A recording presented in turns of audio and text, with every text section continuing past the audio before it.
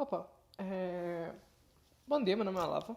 E eu vou estar falando para vocês um pouco sobre o que é essa plataforma aí, o que é que esse console fantasia chamado Pico 8. É, então, o próprio conceito dele, o console fantasia, o que seria isso? É que ele não é real, ele é um console em que ele vai ser rodado, né? Ele vai, ele vai se passar por um outro, por um, assim, ele vai precisar de algum hardware para poder ser rodado. No caso, muitas vezes, um computador, seja ele Mac, seja ele Windows, seja ele Linux, enfim, ele consegue rodar em diversas plataformas diferentes. E qual foi a motivação para que o Pico 8 ele tivesse sido criado? Bom, ele é uma plataforma que foi feita a fim de que o processo de criação de jogos eles fossem mais simples. Mais ou menos assim. Você já teria, né, dentro dele, dentro desse console, formas aí, métodos para você maximizar e aumentar a velocidade em que você consegue desenvolver um jogo. Todos os jogos que você conseguir jogar nesse console, você vai ter acesso às ferramentas necessárias para a criação dele. Então, você vai ter acesso ao código-fonte, você vai ter acesso aos sprints, você vai ter acesso a basicamente tudo que foi necessário para a construção daquele jogo. Porque essa é a metodologia como o Pico 8 ela foi feita, como ela foi desenvolvida. Além de você conseguir jogar os jogos, né, que a plataforma em si desenvolve, é, os jogos em Pico 8, né, em PB, normalmente, que uma das coisas mais legais é que quando você faz, né, a exportação, você consegue fazer a exportação de diversas formas. Você consegue exportar ele em HTML para você colocar em alguma página da internet, por exemplo. Você consegue exportar ele em PNG, aí fica um cartuchinho relembrando assim como funcionava antigamente, né? Os jogos em que você colocava o cartucho lá dentro daquele console. Então assim você consegue jogar por lá.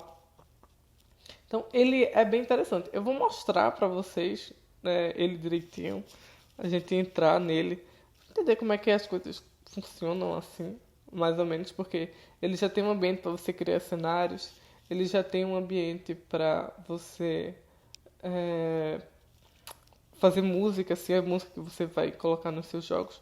Tudo isso de uma forma mais rápida, sabe? Para que você não perca tanto tempo assim na questão de desenvolvimento de código. E, assim, e a motivação dele, eu acho que eu falei muito sobre a plataforma em si, mas por que que ele foi feito? Obviamente, pelo fato de você ter uma forma ágil de desenvolvimento, você acaba meio que tendo que limitar as coisas de alguma forma. E a motivação é que você pudesse novamente voltar um pouco no tempo, sabe? Para aqueles jogos assim 2D bem simplesinhos que você conseguia jogar, tipo jogos de Atari, ou outros jogos até um pouco mais complexos, mas que você ele não fosse assim, sabe? Com aqueles com os gráficos atuais que a gente vê hoje, assim, aquela coisa bem complexa e tal. Os jogos são mais simples, aqueles jogos de navezinha, aqueles jogos de plataforma que a gente já conhece, com aquele gráfico característico. Agora eu já falei muito sobre o que é o Pico 8. Eu vou entrar, eu vou entrar nele para mostrar um pouco para vocês como é que ele funciona. Bom, é, aqui é basicamente o jogo, né? Ele é carregando aí, Pico 8 e tal. E a gente tem aqui as lições, né? Ele está usando um disco temporário porque esse aqui não é realmente o Pico 8. Ele é uma plataforma assim que está no browser para as pessoas usarem assim de educação. Mas já dá para fazer algumas coisas aqui e mostrar como é que ele funciona. Bom, a gente inicialmente, né? Deixa eu dar um CLS aqui. A gente tem esse terminal. E a gente pode escrever algumas coisas aqui. É, vou botar um print em um mais um e ver que ele dá aqui um 2. Por conta que ele tem, né? Ele tem dentro dele. Ele consegue entender a linguagem de programação chamada Lua.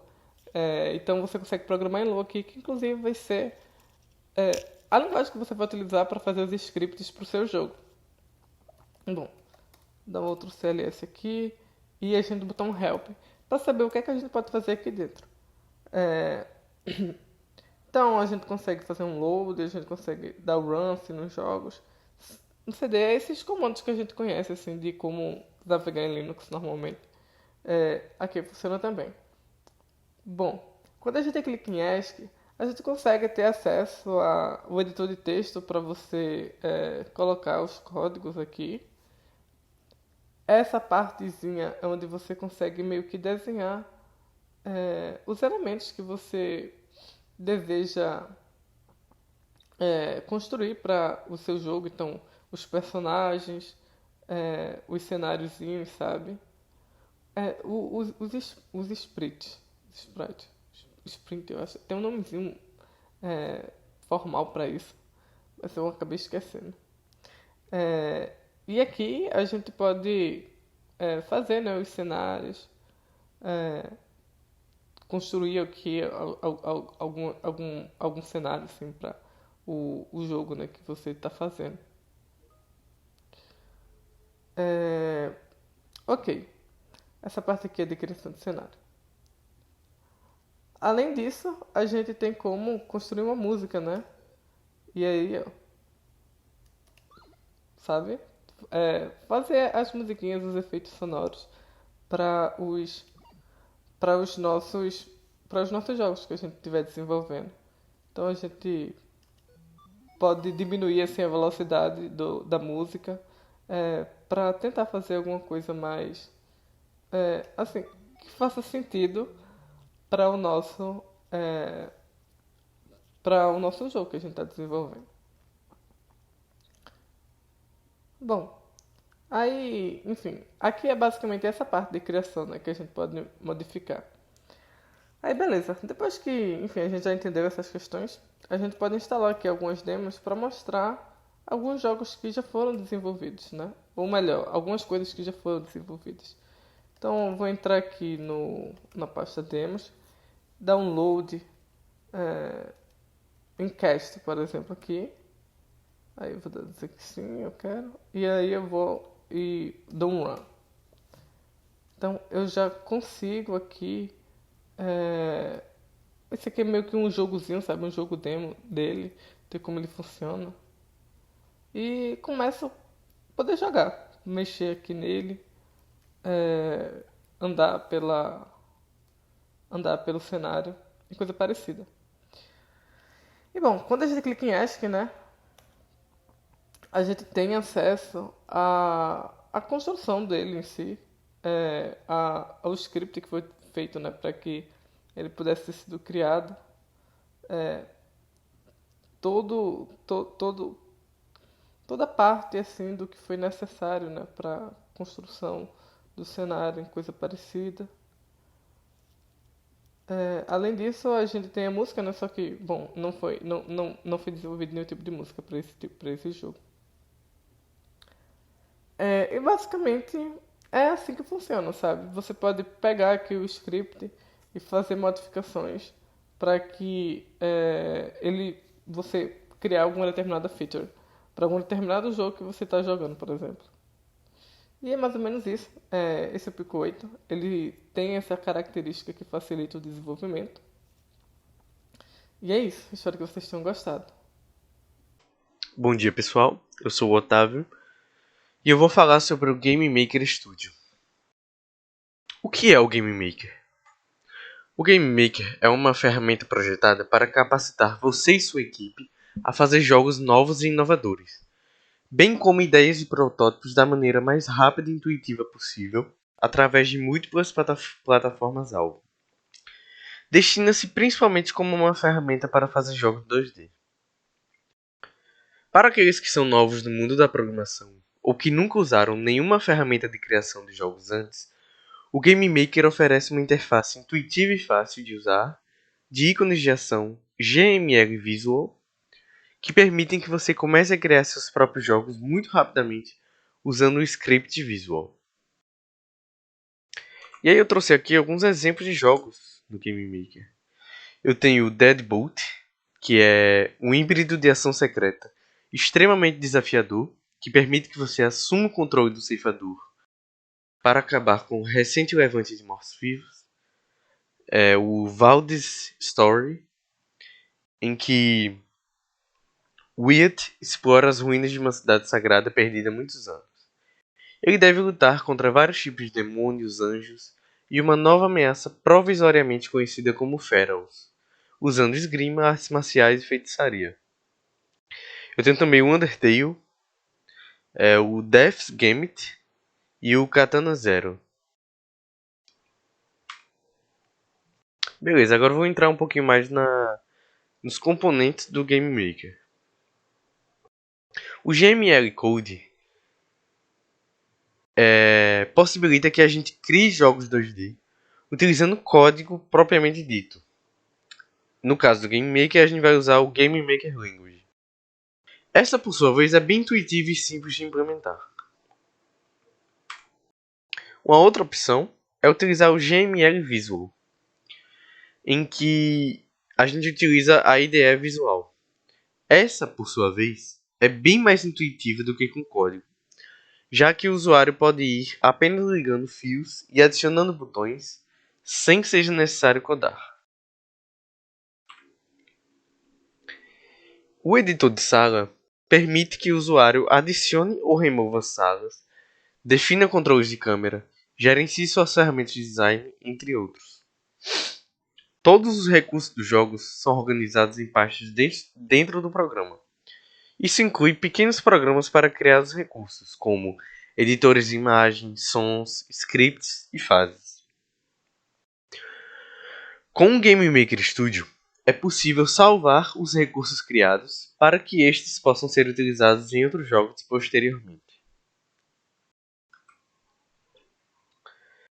Temos também o espaço de trabalho. Com ele, é possível reorganizá-lo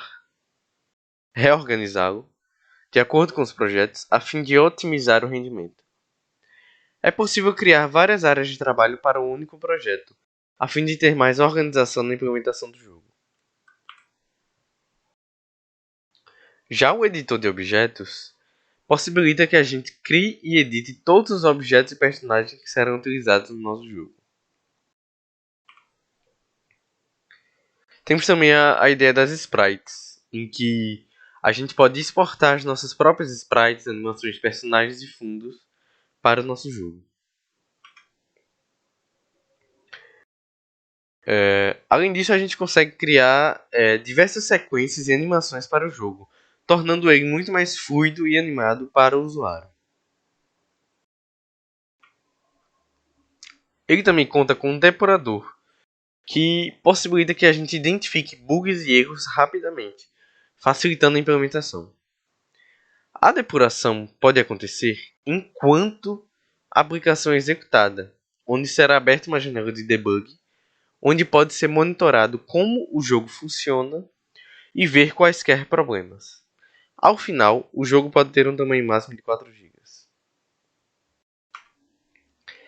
Além disso, é importante destacar os seus recursos gratuitos. Quem usa o Game Maker em sua versão gratuita pode usufruir de acesso ilimitado ao IDE e a material de aprendizagem, além de poder exportar suas criações para o GX Games.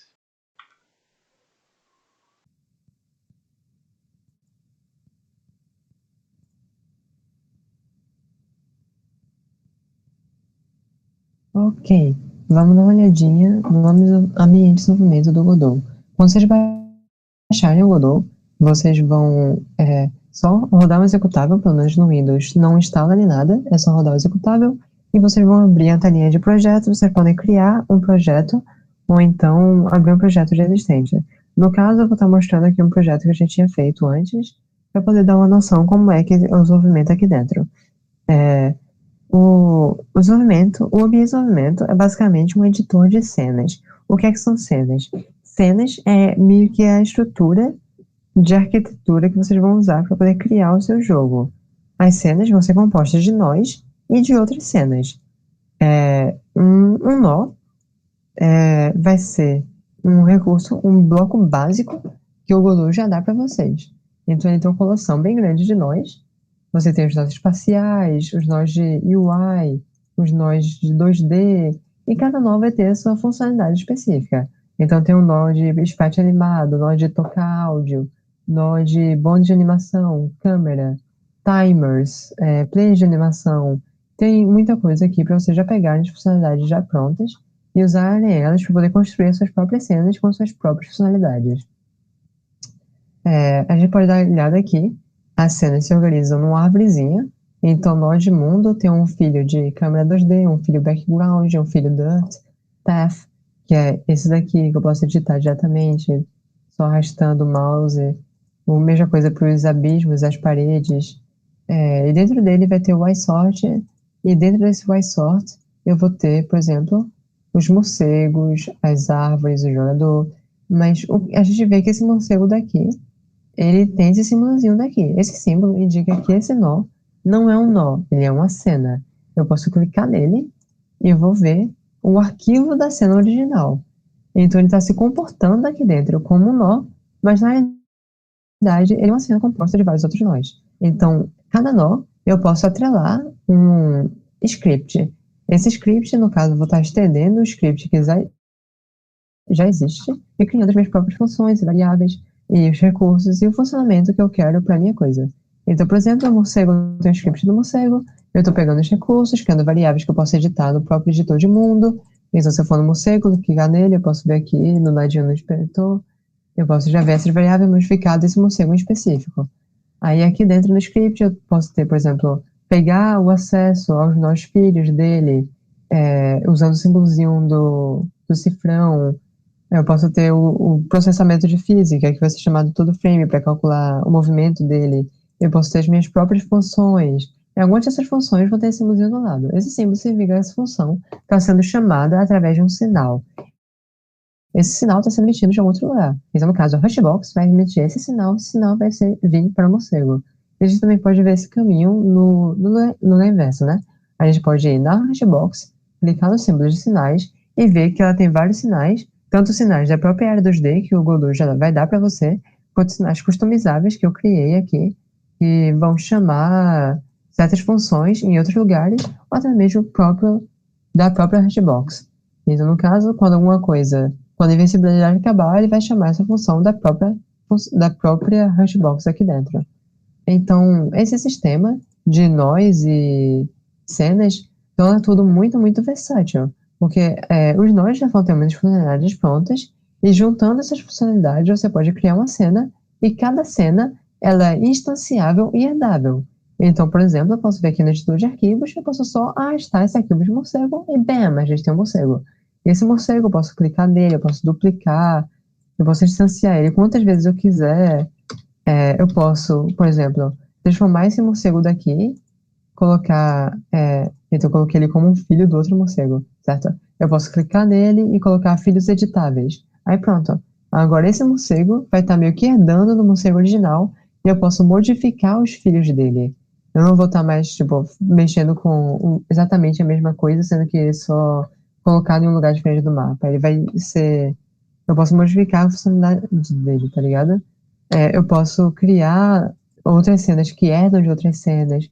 Eu posso modificar os atributos dele por aqui.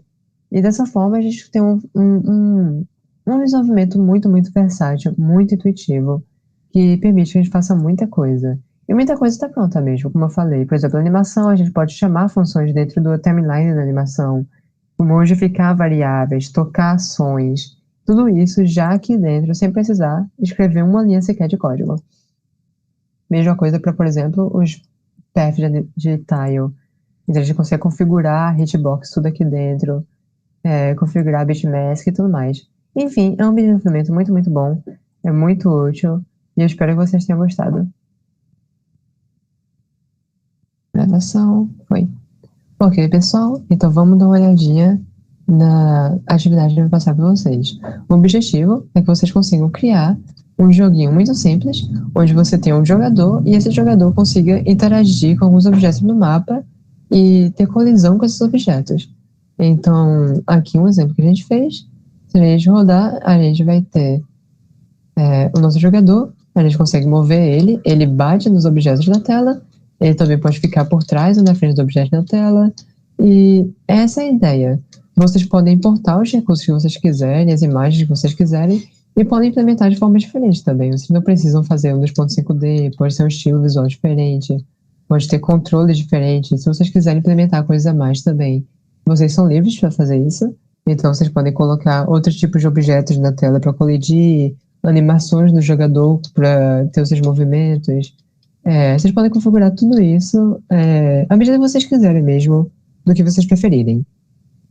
Mas os critérios básicos é somente um jogador que se mova e colida corretamente com o mapa e que tenha um visual minimamente decente, né? Que o jogo esteja funcional, que vocês consigam rodar. Então, essa é a atividade. Eu espero que vocês se divirtam fazendo e boa sorte!